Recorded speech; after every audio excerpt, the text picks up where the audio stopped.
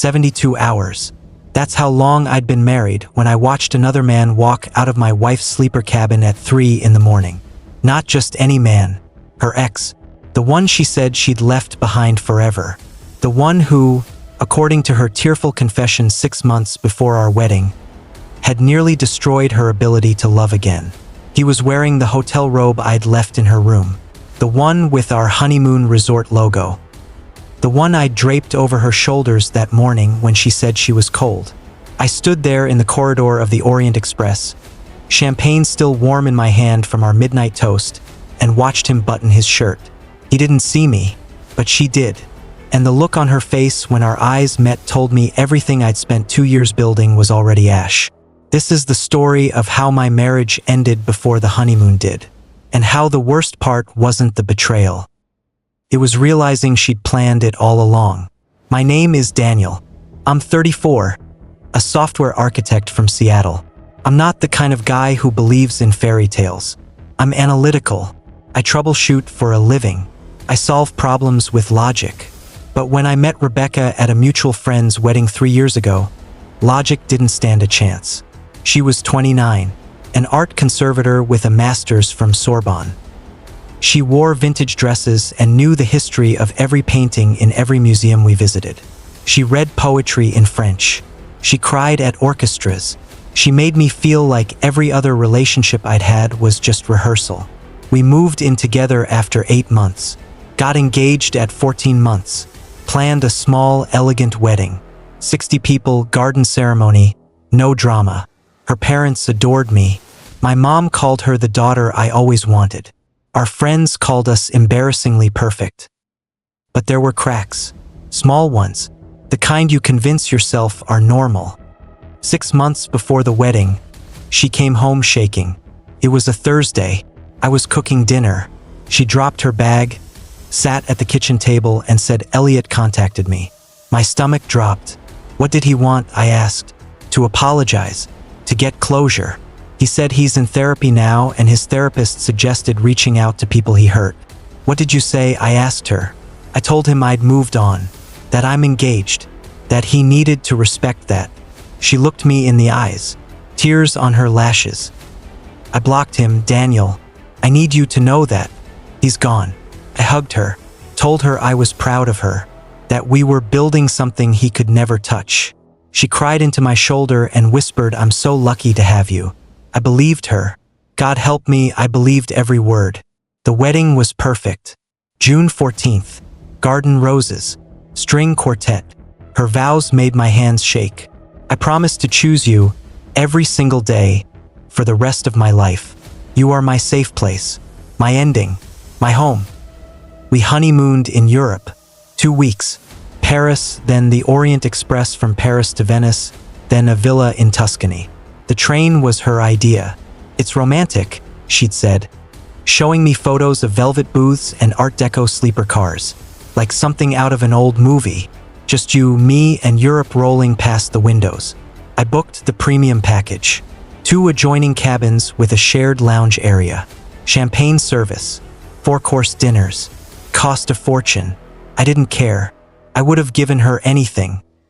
We boarded in Paris on a warm June evening. The platform smelled like jasmine and diesel. She wore a linen dress and her grandmother's pearls. She kissed me as the porter loaded our bags. 3 days on a train with you, she whispered. I can't think of anything more perfect. The first night was perfect. We drank wine in the dining car, watched the French countryside blur into twilight, made love in her cabin while the train rocked gently beneath us. She fell asleep with her head on my chest. I lay awake, listening to the rhythm of the rails, thinking this is it. This is the life I was meant to have. I fell asleep smiling. I woke up to a nightmare. Day 2 started normally. We had breakfast in the dining car. Croissants, espresso, strawberries. She was glowing, laughing. She held my hand across the table and talked about baby names. Not now, she said, grinning, but someday. I think you'd be an amazing dad. I kissed her knuckles. After breakfast, she said she wanted to nap. The train motion was making her sleepy. Go explore, she said. I'll meet you for lunch. I wandered the train, read in the lounge car, chatted with an elderly couple from Boston.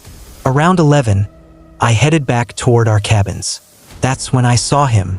He was standing outside the door to the shared lounge between our two cabins. Tall, wire-frame glasses, dark curly hair, linen blazer. I didn't recognize him at first, but something in my gut twisted. He knocked softly. The door opened a crack. I heard Rebecca's voice, low and quick. "Not now. I told you tonight." The door closed.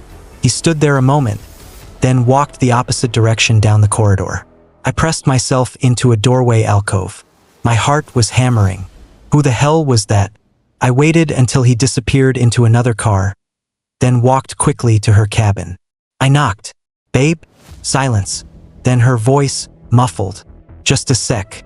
She opened the door in a robe. Hair messy. Cheeks flushed. "Hey, I thought you were reading."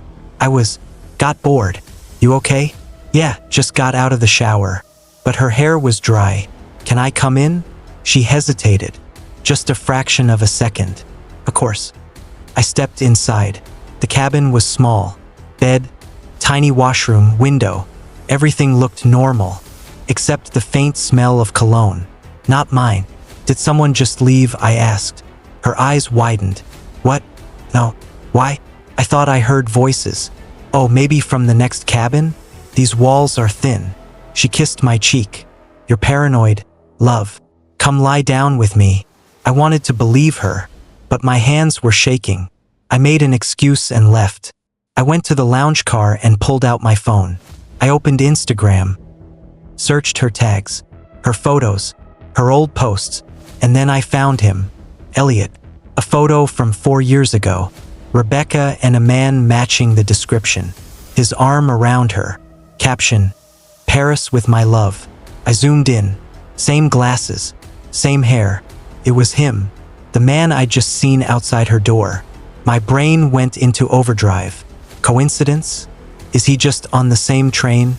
But her voice played back in my head. "Not now. I told you tonight." I felt sick. I walked to the bathroom and splashed water on my face. "You're being crazy." She blocked him. She wouldn't, but I couldn't shake it. At lunch, I watched her. She was chatty, normal. She fed me bites of her pasta, talked about the Venetian itinerary, but twice her phone buzzed. She glanced at it, smiled slightly, put it away without responding. "Who's texting you?" I asked. "Oh, just my mom, asking how it's going." "Can I see?" Her smile faltered. "Why?" "Just curious what you told her." She laughed, but it was tight. "Daniel, what's going on with you today?" "Nothing. Just never mind." She reached across the table, took my hand. "I love you. You know that, right?" I nodded, but I didn't believe her anymore. That night, I pretended to drink too much at dinner. I acted tipsy, sleepy. "I'm gonna crash early," I said, slurring slightly. "You coming?" "I might read a bit in the lounge," she said. "Don't want to wake you." "Okay. Love you. Love you too." I went to my cabin, and I waited. I kept my door cracked, just slightly, just enough to see the corridor. I sat in the dark, heart pounding, praying I was wrong. At 2:47 in the morning, I heard her door open. I peered through the crack. She stepped into the corridor. She wasn't in her pajamas. She was dressed, makeup on, hair done. She walked quickly toward the next car. I waited 30 seconds. Then I followed. She didn't go far. 3 cabins down. She knocked softly. The door opened. "Elliot." She stepped inside. The door closed. I stood there, frozen. My entire body was numb. I don't know how long I stood there. Minutes, maybe longer. I thought about breaking down the door. I thought about walking away. I thought about throwing myself off the moving train. Instead, I went back to my cabin. I sat on the bed, and I waited. At 3:22 in the morning, I heard footsteps. I stepped into the corridor, just in time to see Elliot walking out of her cabin. Not his, hers. He was wearing my robe, the one from our honeymoon resort. White terry cloth, embroidered logo. I'd left it in her cabin that morning. He was buttoning his shirt underneath it, I stood there, frozen. Then her door opened wider. Rebecca stepped out, hair mussed, lipstick smudged. She saw me, our eyes locked. For one infinite second, the entire world stopped. Her face went white. Elliot turned, saw me, and smiled. He smiled. "You must be Daniel," he said calmly. "Rebecca's told me so much about you." Couldn't breathe. Rebecca's mouth opened, closed. No sound came out. "What?" My voice cracked. "What the fuck is this?" Elliot shrugged. "I think that's a question for your wife." He walked past me, patted my shoulder. "Good luck, mate." He disappeared into the shadows. I turned to Rebecca. She was shaking. "Daniel, don't. Please, let me." "How long?" Tears spilled down her face. "It's not what you." "How long?" She sobbed. "Since March. March. 3 months before the wedding." He reached out again after I blocked him. He said he'd changed, that he understood me now, that he... Shut up. I tried to stop, I swear. Did you sleep with him before the wedding? Silence. Answer me. Yes. The floor fell out from under me. When? The night before. I staggered backward. You fucked him the night before you married me? She was sobbing, hyperventilating. I was scared. I didn't know if I was making the right choice. I needed to be sure. And tonight? Just now? You needed to be sure after you married me too? I don't know. I don't know what's wrong with me. I laughed. Came out broken. Hollow. This whole trip. You planned this. No. He's on this train because you told him to be. Daniel. You fucked him in the cabin I paid for, wearing the robe I bought on our honeymoon. She reached for me. I stepped back. Don't touch me. Please. We're done. No. No, Daniel, please, we can fix this, we can. There's nothing to fix. You destroyed it. I turned, walked back to my cabin, locked the door, and collapsed. I didn't sleep. I sat on the edge of the bed, staring at nothing, while my brain tried to process. Every moment replayed, every smile, every kiss, every vow. You are my safe place. Lies. I'll choose you every day. Lies. She knocked on my door 17 times that night. I didn't answer. At dawn, the train pulled into a station in Switzerland. I grabbed my bag. I got off. I didn't say goodbye. I left her on that train. I left the honeymoon. I left the marriage. And I never looked back. I took a cab to Zurich, checked into a hotel under my own name, turned off my phone, and for 3 days I just existed. I didn't eat much, didn't sleep, didn't cry anymore.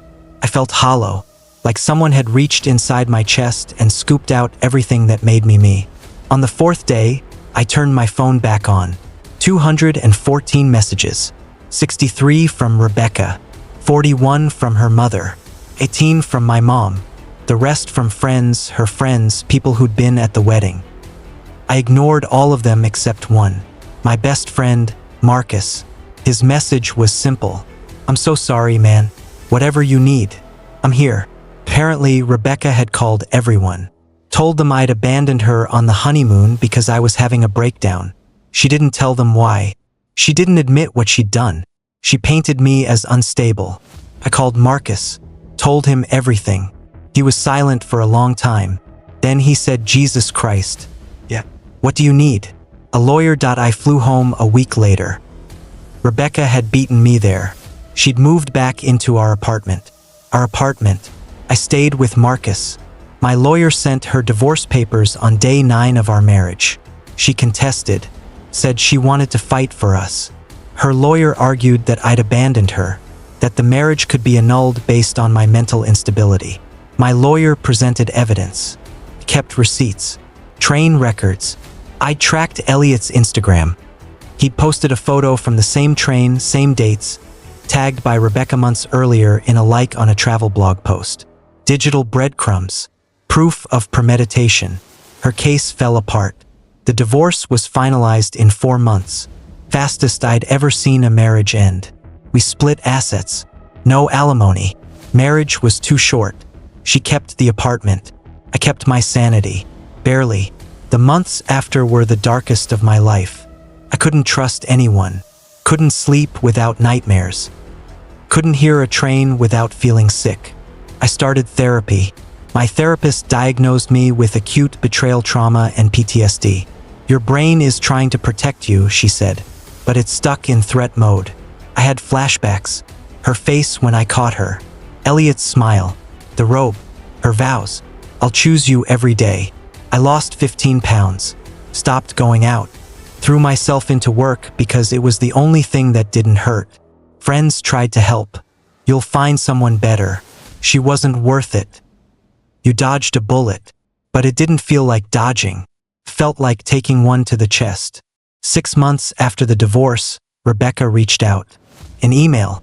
Subject: I'm sorry. I almost deleted it, but I read it. Daniel, I know you don't want to hear from me. I know I don't deserve your forgiveness, but I need you to know the truth. I was broken when I met you. Elliot had controlled me for years, and even after we broke up, I never fully let him go. When he came back, I thought I could handle it. I thought I was strong enough. I wasn't. He manipulated me, told me you'd never understand me like he did, that I was making a mistake. I was so scared of forever that I sabotaged the best thing I ever had. You deserved better. You deserved honesty. I'm in therapy now. Real therapy. I'm trying to understand why I destroyed us.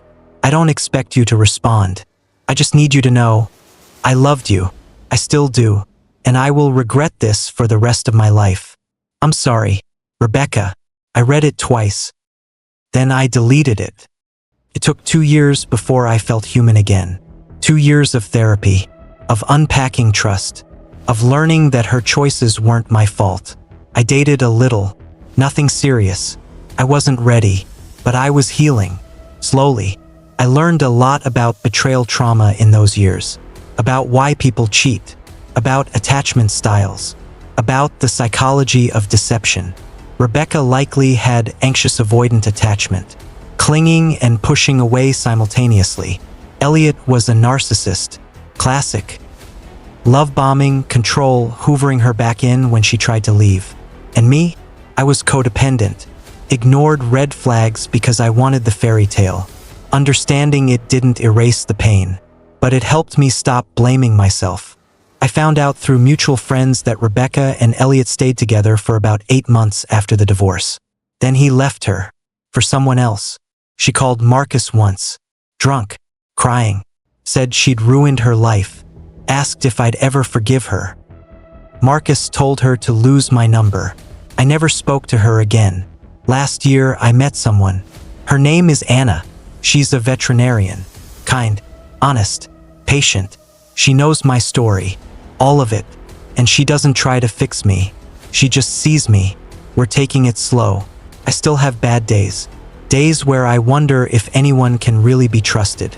Days where I hear a train and my chest tightens. But they're fewer now, and Anna holds space for them. People ask if I regret marrying Rebecca. Honestly, no. Because it taught me what I won't accept. It taught me that love without honesty is just performance. Taught me that I'm stronger than I thought. And it taught me that sometimes the worst thing that happens to you is also the thing that saves you. If I'd never caught her, I'd have spent years in a lie.